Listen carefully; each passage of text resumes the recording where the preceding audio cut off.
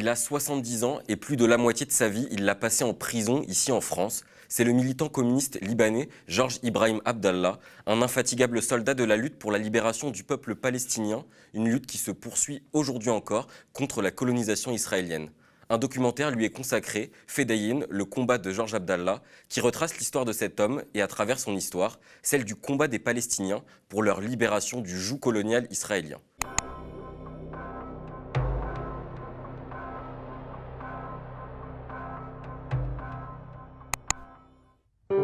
Les fractions armées révolutionnaires libanaises sont en partie démantelées. Quelques-uns des membres de cette organisation terroriste qui a revendiqué plusieurs attentats meurtriers contre des intérêts israéliens et américains, quelques-uns de ces membres ont été arrêtés au cours des derniers mois en Italie et aussi en France.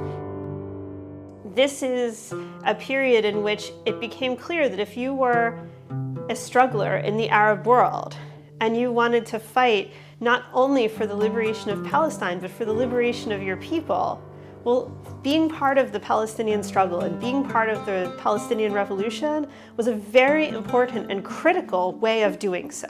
Notre premier objectif est de soutenir la cause palestinienne et le second, c'est de réaliser nos revendications populaires.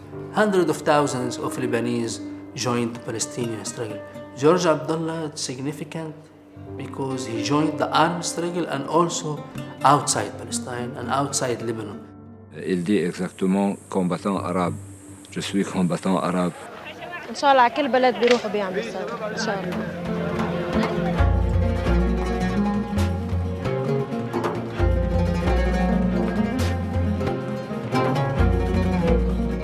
When we look at George Abdallah, we're definitely talking about someone who was a prisoner of the Palestinian liberation movement. We all know that George Ibrahim Abdallah, if he sell his principles, he could have been in Lebanon long time ago.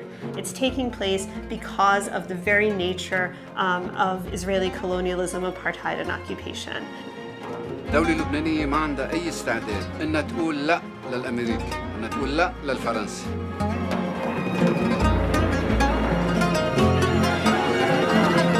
On a cru que ça allait mieux se passer que ça s'est passé. Le procureur avait demandé, je sais plus, c'est 7 ou 10 ans, et ils lui ont mis perpétuité.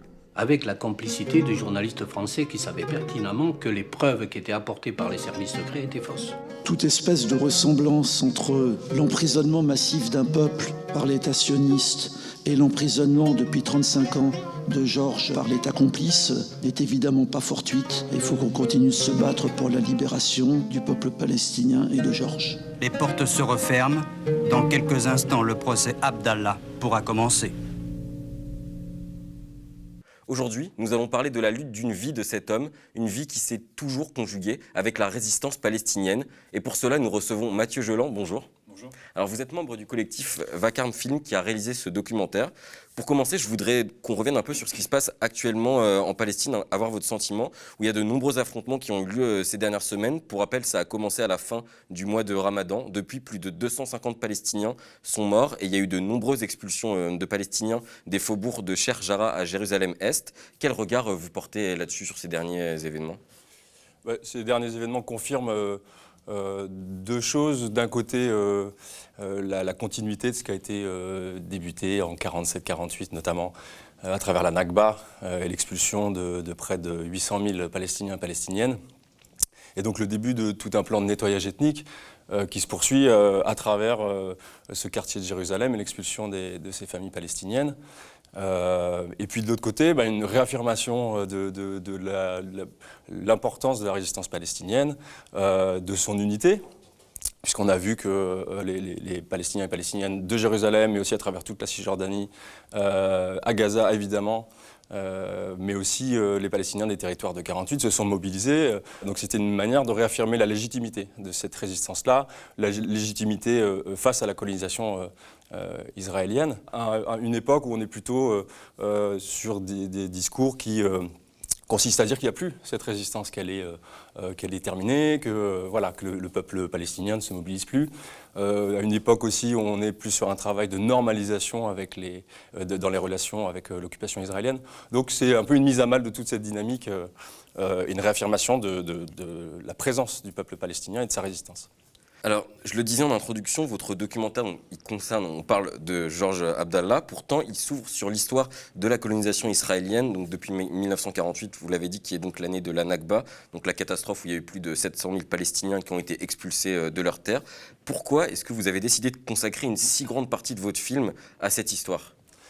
Alors, on s'est dit que c'était compliqué de comprendre pourquoi un Libanais se retrouvait enfermé depuis plus de 36 ans en France, de comprendre son parcours, son engagement politique, ses positions politiques, sans expliquer le contexte, qui est à la fois simple, puisqu'il s'agit d'une situation coloniale, et à la fois, il faut comprendre le lien entre le Liban, la Palestine, voilà, pourquoi Georges Abdallah a été amené à continuer son combat en Europe.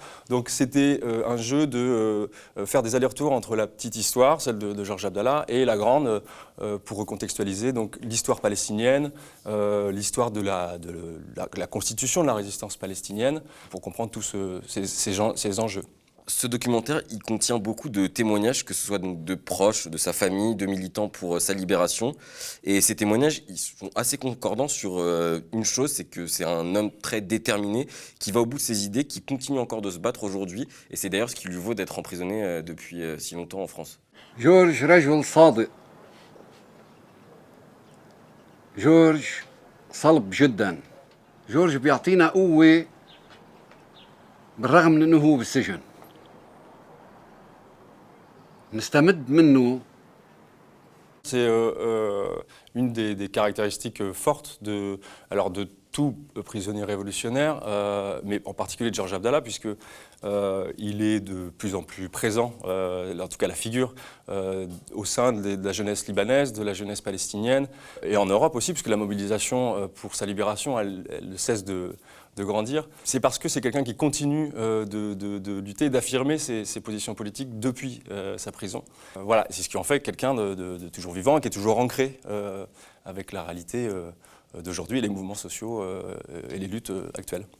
D'ailleurs, je crois que c'était quand il y a eu sa demande de libération qui a été étudiée, on lui a demandé ce qu'il comptait faire si jamais donc, la Palestine était de nouveau attaquée. Il a répondu qu'il défendrait son pays, donc ce qui lui vaut, d'ailleurs, c'est ce que je disais encore, d'être maintenu en détention. C'est ça, c'est donc la question de savoir s'il y a une nouvelle invasion israélienne, puisque peut-être qu'on aura l'occasion de revenir sur le contexte, mais voilà, est-ce qu'il combattrait? Il a dit, comme toute personne qui souhaite défendre son pays, oui, je combattrai l'occupation. Et par rapport à la question de sa détention actuelle, toujours après 36 ans, effectivement, c'est quelqu'un qui refuse le repentir, qui continue d'affirmer ses engagements, et même si d'un point de vue légal, il n'y a rien qui condamne ça, c'est un jeu, c'est là que ça se découvre, le procès politique et son emprisonnement politique, c'est que c'est là-dessus qu'il est maintenu, sur cette question-là. Alors, ce qui est intéressant aussi dans ces témoignages, donc, qui prennent une très grande partie du documentaire, c'est qu'ils racontent tous un conflit, une guerre coloniale et une résistance contre l'impérialisme. C'est vraiment le thème qui revient tout au long du film. Oui, alors Georges Abdallah, c'est un combattant libanais, c'est un jeune Libanais à la base dans le nord du Liban, dans une ville qui s'appelait Kobayat, mais qui rapidement a rejoint la résistance palestinienne à travers ses positions anti-impérialistes, anticolonialistes. Donc tout son parcours est marqué par cet engagement-là, y compris aujourd'hui.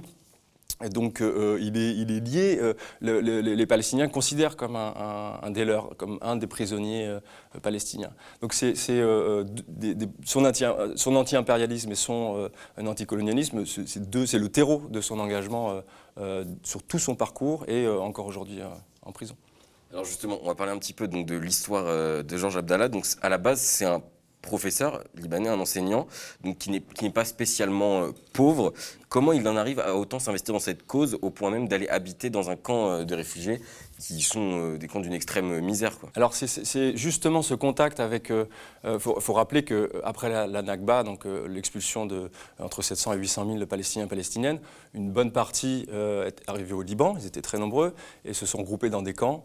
Donc Georges Abdallah était au contact très rapidement avec ces réfugiés palestiniens et palestiniennes, donc au contact aussi avec l'histoire, la question du droit au retour, la question de la résistance palestinienne. Donc c'est quelque chose qui était toujours très présent dans son processus d'apprentissage politique et qu'il a gardé ensuite tout au long de son parcours. C'est quelque chose qu'il a pris au corps quand même, pour en venir à quitter des conditions de vie plus confortables quand même. Pour un engagement politique, c'est qu'il était quand même très investi dans cette cause. Oui, il y a eu une prise de conscience assez rapide quand il est, comme vous l'avez dit, enseignant dans une zone très pauvre du nord du Liban. Il prend conscience du rapport de classe, notamment. Et puis il prolonge cette réflexion-là en disant je veux aller plus loin, donc je veux m'engager dans cette lutte. C'est un contexte aussi où il y a de plus en plus d'attaques et d'invasions israéliennes au Liban. Donc il est aussi dans un contexte de guerre et de résistance face à ces occupations-là. Donc il fait le pont entre lui, son apprentissage politique, son engagement dans ces idéaux-là et la mise en pratique. Et c'est là qu'il décide de prendre les armes au sein de la résistance palestinienne. Alors justement, oui, donc son histoire, c'est aussi celle de l'histoire de la lutte armée. Il a rejoint donc les fractions armées révolutionnaires libanaises en 1982, si je ne dis pas de bêtises. Et il a toujours en fait cru au combat par les armes. En tout cas, c'est une des formes de résistance. Elles sont multiples, y compris à l'époque. C'est vrai qu'à cette époque, dans les années 60-70, on est quand même dans une époque de lutte de libération nationale. Il y a l'Algérie, peu de temps avant, qui sert aussi de référence, le Vietnam. Enfin, on est quand même sur une époque où c'est très marqué. La lutte contre le colonialisme est très marquée. Donc il est empreint de toute cette culture politique-là et toute cette histoire, cet héritage. Et donc une des formes de lutte, c'est effectivement la lutte armée. Donc il commence d'abord au sein du Front populaire de libération de la Palestine, le FPLP, et puis il décide ensuite, donc ça c'est dans un contexte de guerre du Liban, et ensuite il participe, il fonde les FARL, donc les fractions armées révolutionnaires libanaises, qui ont pour but de poursuivre le combat, non plus dans la région, mais plutôt au cœur des pays impérialistes. Donc les pays impérialistes, c'est notamment la France. Alors peut-être qu'on peut rappeler justement un peu le contexte à l'époque au Liban, puisqu'il y avait donc la guerre, ce qu'on appelait la guerre civile libanaise, donc qui opposait en fait les phalangistes à des fractions plus progressistes, plus de gauche libanaises. Pour revenir un petit peu sur ce contexte-là à l'époque, qui marque aussi son engagement d'ailleurs. Oui, c'est ça. Alors il y a un mélange, c'est une composition un peu particulière, parce que faut remonter quelques années avant. En Jordanie, donc beaucoup de réfugiés, enfin de Palestiniens et Palestiniennes sont en Jordanie après l'expulsion. Et là se forme la résistance de manière un peu plus organisée. Et il y a un rapport de force avec le régime jordanien, ce qui fait qu'en 71, ils vont être expulsés de la Jordanie et il va y avoir un afflux massif de ces combattants palestiniens et de ces combattantes palestiniennes au Liban, notamment dans le sud Liban. Cet afflux de Palestiniens va un peu transformer la carte politique du Liban. Et donc on parle effectivement de guerre civile, ce qui est un peu un abus de langage, puisqu'en réalité c'est plutôt une guerre de classe, à savoir le camp progressiste auquel sont rattachés les Palestiniens et les Palestiniennes, et les Fédaïnes, c'est là que naît un peu cette terminologie, et effectivement les forces réactionnaires, donc les phalangistes, qui sont soutenus notamment par les sionistes, par l'occupation israélienne, et par les partis traditionnels réactionnaires libanais. Ce documentaire raconte, donc on l'a dit, l'histoire de Georges Abdallah, et donc on en vient forcément aussi à parler de la position de la France sur la question notamment de sa libération, car on le rappelle, et vous le précisez dans le documentaire, donc ça fait 36 ans qu'il est détenu en France à la prison de Lannemezan. Depuis 1999, il est libérable. En 2013, Manuel Valls a refusé de signer son arrêté d'expulsion qui était la condition de sa libération. Donc ça fait en fait plus de 20 ans qu'il est censé pouvoir sortir de prison, pourtant il est encore en prison aujourd'hui. Qu'est-ce que ça dit de la position de la France sur le cas Georges Abdallah ? Alors une des choses qui est très surprenante dans l'histoire de Georges Abdallah, en tout cas quand on ne connaît pas trop son parcours, c'est qu'il est enfermé en France, un Libanais enfermé en France depuis plusieurs décennies. C'est un rappel de l'engagement de la France dans la région. C'est un rappel du fait que la France défend ses intérêts dans la région. Au même titre qu'on disait tout à l'heure, ne pas importer le conflit en France. c'est aussi une manière de cacher ça, de cacher que la France, en soutenant de manière inconditionnelle la colonisation israélienne, la politique israélienne, peu importe les gouvernements successifs, voilà, c'est une manière de rappeler qu'elle défend, en faisant ça, elle défend ses intérêts sur place. Alors, on disait un peu aussi des intérêts qui convergent donc avec les États-Unis, qui ont toujours milité pour le maintien en détention de Georges Abdallah, justement. Oui, on sait que cette région cristallise beaucoup d'intérêts impérialistes, et donc notamment des États-Unis, principalement des États-Unis, mais aussi de la France. Et donc dans ce procès, dans cette histoire, les États-Unis ont été partie civile dans le procès de Georges Abdallah, parce que dans l'histoire des FARL, des fractions armées révolutionnaires libanaises, plusieurs opérations ont été revendiquées, notamment l'assassinat d'un attaché militaire états-unien qui était aussi agent de la CIA, surtout agent de la CIA. Donc ils se sont portés partie civile et ont été impliqués dans le procès jusqu'à aujourd'hui encore. Hein, ils sont défendus par un avocat français et donc ils exigent, à travers des courriers qui ont été déclassifiés à travers Wikileaks, le maintien en détention de Georges Abdallah à travers des courriers d'Hillary Clinton destinés à Laurent Fabius notamment. Alors, on le disait, il y a beaucoup de liens entre la question du maintien en détention de Georges Abdallah depuis plus de 36 ans et la position de la France par rapport à tout ce qui se passe en Israël. Comment est-ce que vous analysez aujourd'hui, vous, la position française? Donc Macron, vous l'avez rappelé rapidement, qui a interdit plusieurs manifestations de soutien aux Palestiniens ces dernières semaines. Comment vous analysez toute cette séquence-là d'un point de vue de la politique étrangère française? Alors, Macron nous a donné une belle illustration de la politique étrangère de la France en se rendant au Liban et en expliquant qu'il pouvait donner de l'argent, mais qu'il fallait que ça se passe comme ça, constituer le gouvernement comme ça, et que si ce n'était pas fait dans ce sens-là, on reprenait l'argent grosso modo. Donc c'était quand même une séquence médiatique, puisque ça a été un coup de com' important, qui illustre assez bien ce rapport encore colonial ou néocolonial de la France au Liban. Et puis plus côté français, là depuis pas mal d'années maintenant, il y a une accentuation de la criminalisation du mouvement de solidarité avec le peuple palestinien et la résistance palestinienne. Il y a des appels à dissolution de certaines organisations qui défendent le peuple palestinien. Il y a aussi tout un travail d'amalgame entre antisémitisme et antisionisme.